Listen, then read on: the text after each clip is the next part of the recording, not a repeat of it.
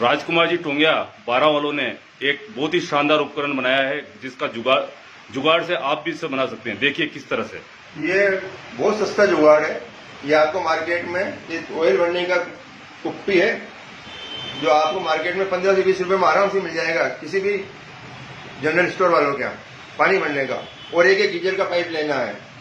जो दूसरा सादा पाइप होता है वो गर्म भाप से लूज हो जाता है। ये गीजर में जो पाइप लगता है वो पाइप है। इसको इस साइड से यूं चलाया और ये पैक हो गया। और एक कुकर को आप सीटी निकाल दो। एक कुकर में ये लगाया, पानी भर दो, पानी भर के इसको लगाया। अब आप देखिए ये स्टीम लेके बताइए।